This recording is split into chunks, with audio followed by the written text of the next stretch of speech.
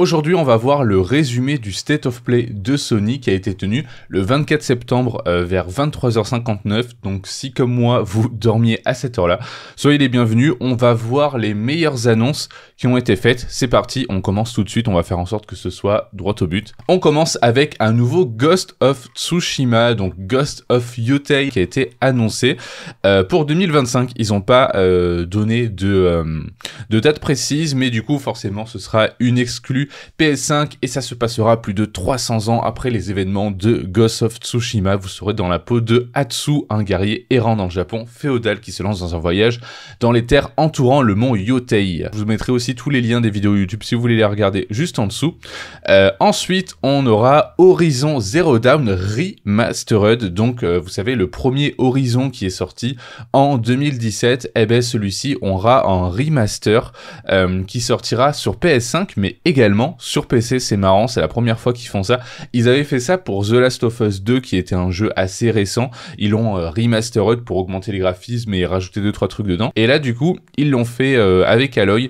Donc du coup celui-là il va sortir très bientôt le 31 octobre 2024 et on peut voir sur la vidéo, ils expliquent comment est-ce qu'ils ont augmenté le rendu des personnages, voilà, plus de fidélité, ils ont amélioré vraiment les graphismes. En ayant regardé la vidéo sur mon écran, ça a l'air vraiment d'être amélioré. En fait on a l'impression, je pense, de voir un Forbidden West, mais pour le premier Horizon. Voilà. Ou si vous aviez déjà Horizon Zero Dawn, vous pourrez juste faire l'upgrade pour 10 €, parce qu'à mon avis, le jeu va coûter dans les 40-50 € comme The Last of Us. Ensuite, on aura Lego Horizon Adventure.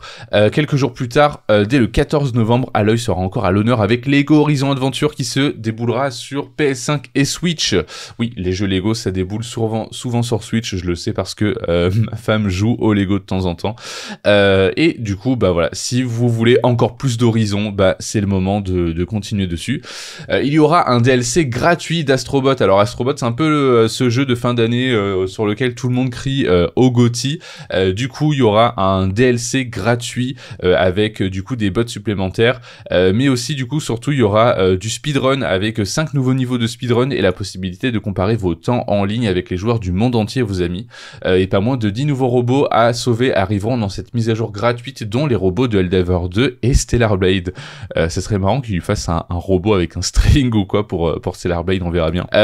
Ensuite, ils ont refait la line-up des jeux optimisés pour la PS5 Pro. Alors ici, si vous aviez vu la présentation de la PS5 Pro de base, il n'y a rien de vraiment nouveau. En fait, c'est la même liste qui avait déjà été dévoilée. Donc en gros, quand la PS5 Pro va sortir le 7 novembre 2024, elle sera optimisée. Alors on ne sait pas exactement comment. Il y aura, vous voyez le petit logo PS5 Enhanced en bas à gauche là, vous voyez sur la vidéo, et du coup il y aura certains jeux où on pourra probablement les jouer en 4K, alors je mets des guillemets parce que c'est de la 4K upscale, mais en 4K 60 FPS, etc. Et certains jeux qui seront du coup à 120 FPS, comme les jeux ultra rapides, etc. Donc là, on a toute la liste, ils ont refait une vidéo pour ça, on a toute la liste des jeux optimisés pour PS5 Pro, notamment je pense à FF7 Rebirth, ça lui fera pas du tout de mal. Bon, Horizon Forbidden West, il tournait déjà hyper bien, The Last of Us Part 2 aussi, donc ça c'est vraiment, voilà. Mais voilà, il y a des jeux auxquels ça le fera vraiment pas de mal. Jedi Survivor, ça lui fera pas de mal non plus. Enfin bref, voilà.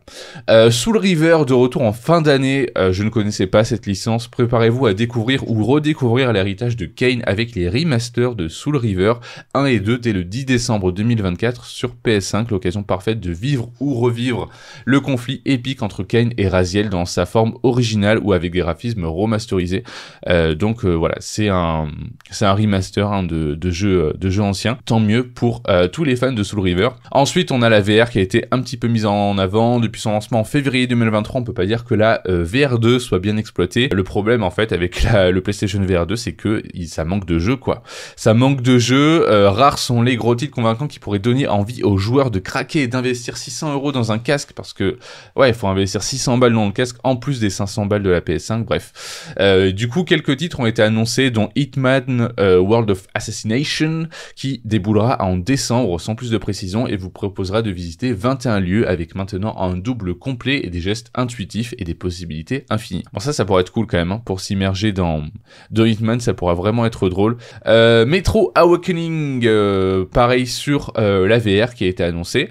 Metro, bah écoutez, plus de réalisme, plus de... Voilà, si tu veux vraiment... En plus, les anciens Metro commencent à dater, je crois, maintenant. Metro Awakening vous emmène au cœur de l'histoire d'origine de Khan, l'un des personnages les plus appréciés de Metro, autrefois connu sous le nom de Serdar. Donc du coup, voilà, rechargez manuellement, chargez votre équipement et récupérez pour survivre dans ce voyage VR intense et immersif. Palworld est désormais disponible sur PS5 et du coup ça va faire plaisir ça à tous les gens qui ont aimé Palworld. Moi je fais partie des gens qui... C'était ok Palworld à sa sortie, c'était cool, mais c'était pas le genre de jeu que je kiffais jouer sur mon ordi, pour être honnête. Et sachez que ça va faire plaisir, Palworld, ça s'adresse aussi à un public assez casu, donc le fait qu'il sorte sur PS5, c'est une bonne décision, et il est désormais dispo, hein, parce que cette semaine, on a appris, vous savez, que Nintendo venait de déposer une plainte contre Pocket Pair, etc., pour violation de brevet, bon, voilà, que ça ressemble trop à des Pokémon, quoi, en gros, mais du coup, voilà, ils viennent de sortir la version PS5 du titre, elle est dispo à l'heure où je vous parle, donc, du coup, c'est vraiment cool, parce que je trouve que c'est vraiment le genre de jeu qui s'y prête à jouer chill sur un canapé, et c'est assez bien adapté à la manette, je trouve.